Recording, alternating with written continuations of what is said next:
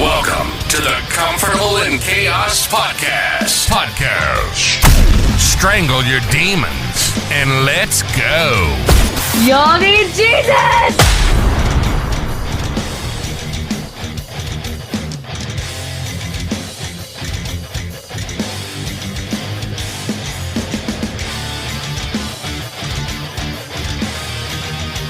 Lightning strike inside my chest to keep me up at night. Dream of ways to make you understand my pain.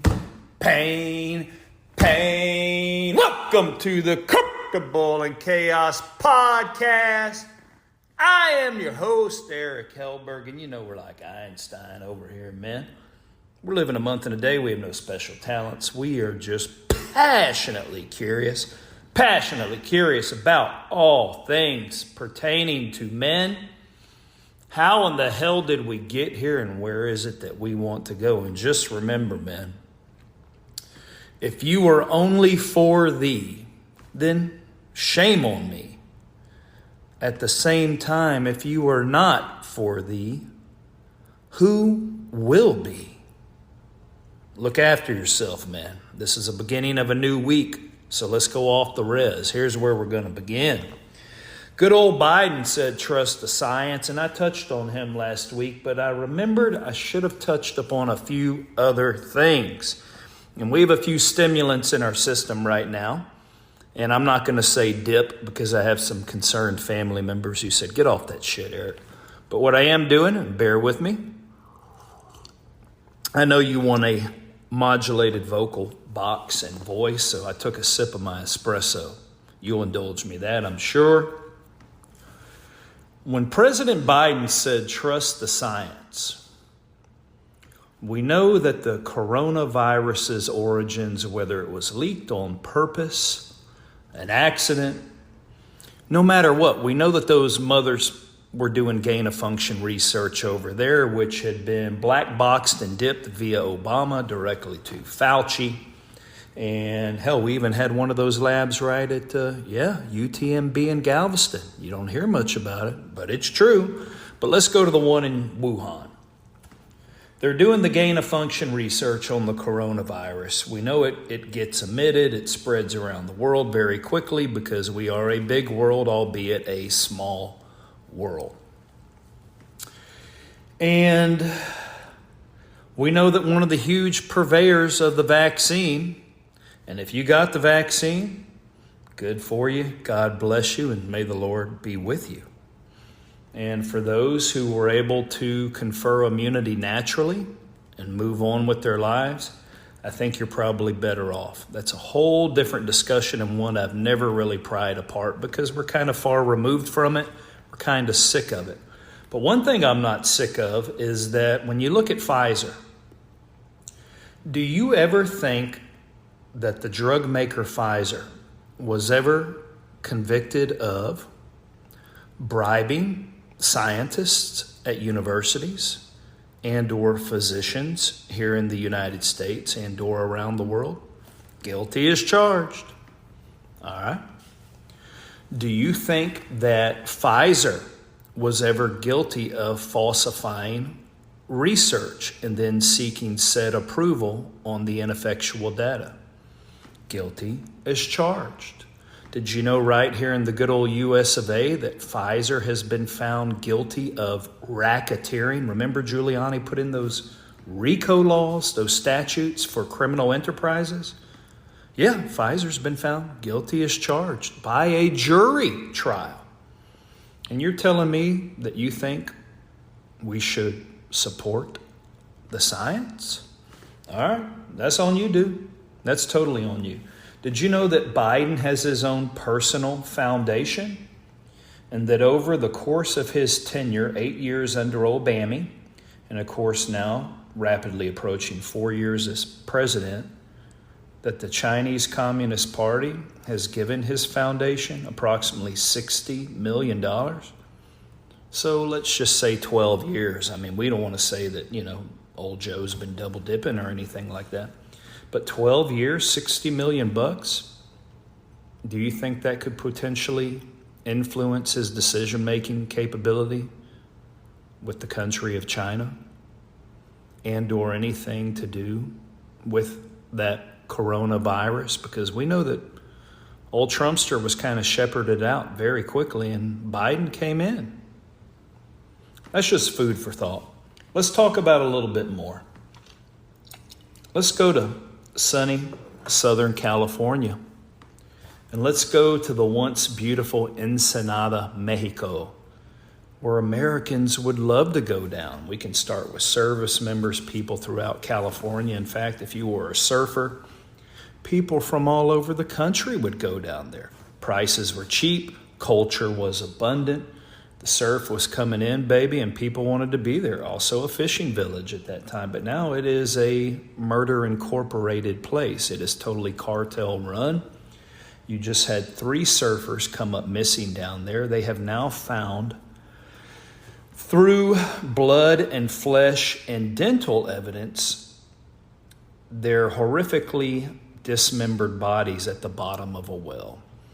And the Mexican authorities now, due to international pressure, they were forced to look into it. They now have some Mexican suspects in hand, tied to the cartels who apparently went to rob these 3 hardy and young. We're talking approximately 30 years of age. 2 of them were Australian brothers. 3 young, vibrant men that simply did not want to be robbed while down in Ensenada and have no resources while they were abroad. Well, they met an untimely and gruesome fate.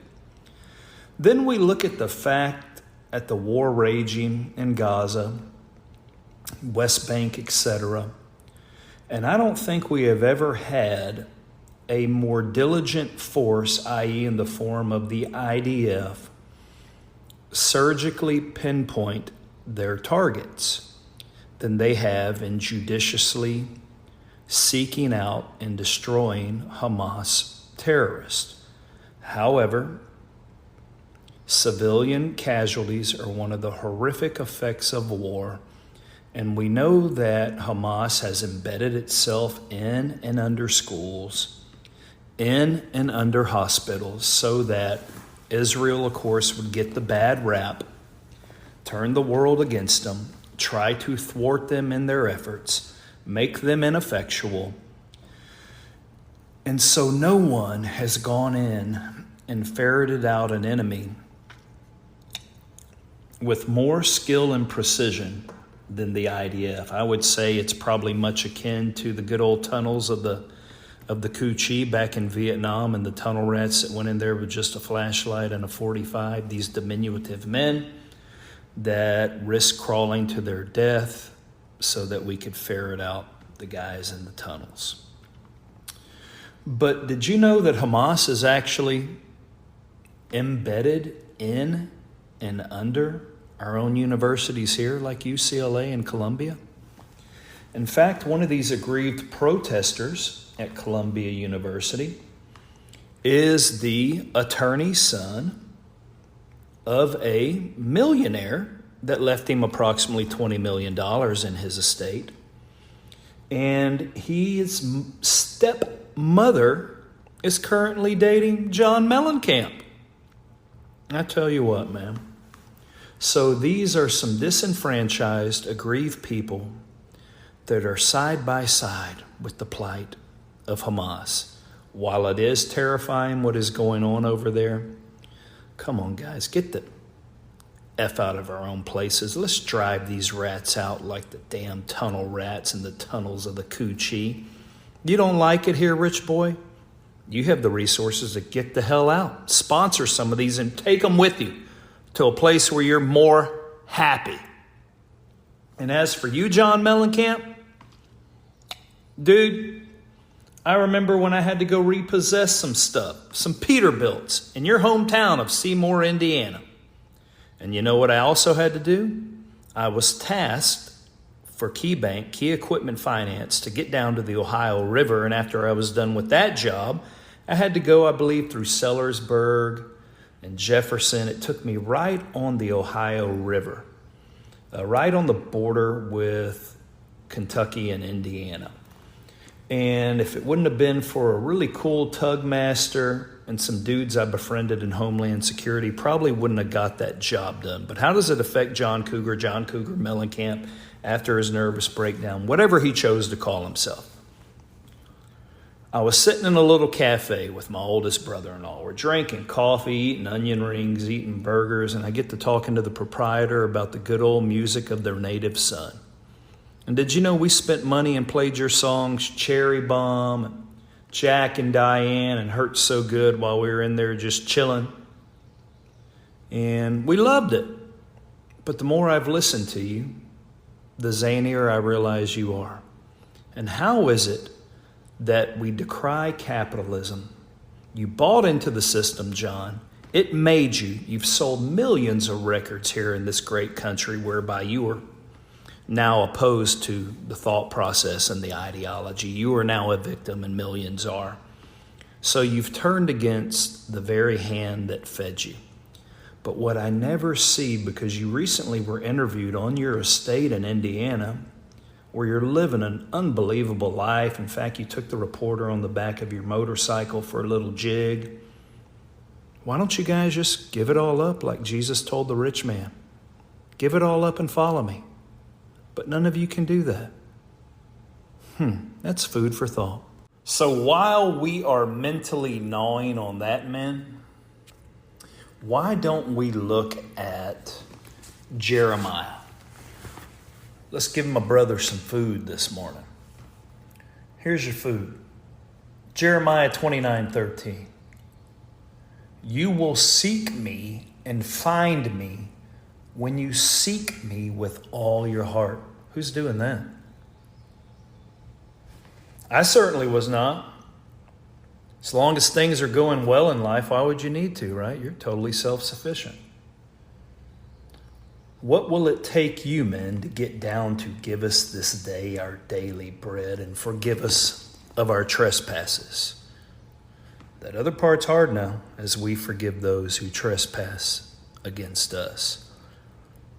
Just wanted to provide that before we now start breaking down to our opposition in life. Let's get into a little depravity so we can be uplifted. And oftentimes, because of our own internal opposition, we find ourselves subjected to external opposition. And in this world today, it all falls under seemingly the colloquial term of narcissism. If you look into anything related to behavior, mannerisms, or something going wrong in a relationship, that is the new tagline. Everyone is a narcissist. He's a narcissist. She's a narcissist. Okay, everyone has grandiose traits from time to time. Everyone can feel smug. Everyone can be snarky. And there are a million different vessels out there providing a million different ingredients of this narcissistic recipe. Here's what I am going to tell you. This is almost the foolproof litmus test and where you can begin this journey to ascertain if, in fact, you are dealing with someone of this nature. At the outset, I don't care if it's one of your brothers in the platoon next to you, within your company. I don't care if it's a boss, even a coworker. I don't care if it's someone you started dating, a spouse, hell, even a child. We know they're all born. And we know that they can be unduly affected by the environment in which they're in. And that's what, of course, breeds the self-contempt, breeds the narcissistic traits. It is born of depravity. You've heard me talk about depravity, even my own, on this show. If you truly want to look into this, whoever you think may be opposing you in some way, simply tell them no. N-O, no. No to a request whereby it be of your time, be of your effort, and or simply no to something you would prefer not to do, and rightly so. That is your own want for whatever reason. Get quiet and watch their reaction. Now, if you need to then start figuring out a way to no longer say no to this person in order for the relationship to go forward, my God, you know you're giving up on yourself. And that should be the clear indication that you are dealing with a narcissist. And I can tell you, should you move forward in that vein, life is going to get very challenging, my friend. So the simple litmus test is no.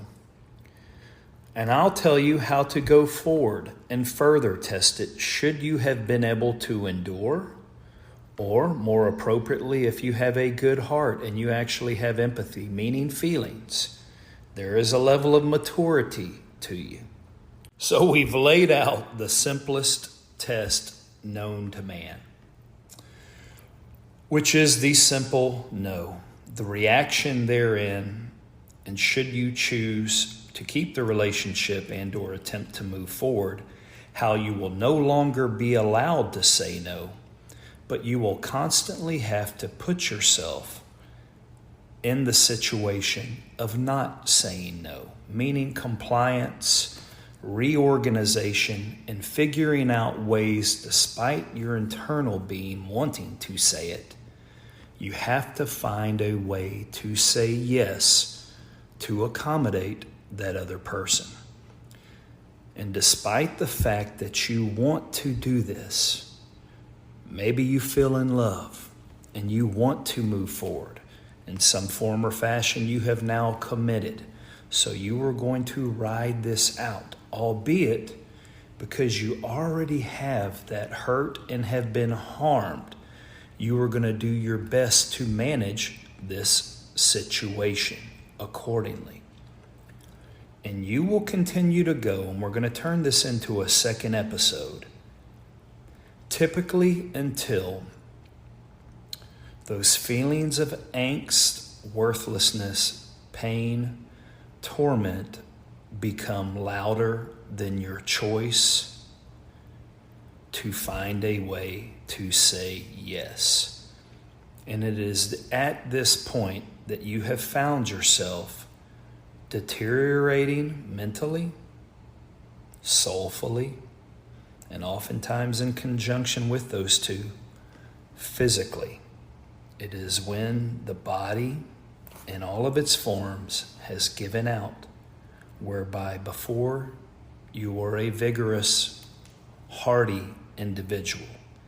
Now, just like Chinese water torture, you start screaming out in pain with a simple slur pointed your way, one more drop of negativity that when it hits your forehead is excruciating. So part 2 will delve into that deterioration and how it actually is of no matter, and thus test number 2 for the narcissist's infliction upon you. Just remember this, guys. You would not have allowed this had you not been conditioned in childhood. Moreover, very much akin to the narcissist, they were conditioned as well. On your part, probably in order to receive love and or to be accepted, you learned to never say no. Could have had absent parents, could have had abusive parents. We're not here to point the finger at parents, although parents can always do a better job when they look back over their history, their relationship with their children. We can always find ways that we can improve. So this isn't for them. This is how you, as the child, felt. So you get confronted with one of these people who can seemingly be emblematic of everything that you've wished for and want. So you latch on. But then when you hit this initial wall, this initial obstacle, you do not say no. You belie yourself because you don't want to miss out on what it is that they can offer and or give you. So red wine and Ambien, you're talking shit again. It's heartbreak warfare. Until next time on the Comfortable in Chaos podcast, I bid you bon voyage, my burgeoning flock. Until next time, like and subscribe to the Comfortable in Chaos podcast.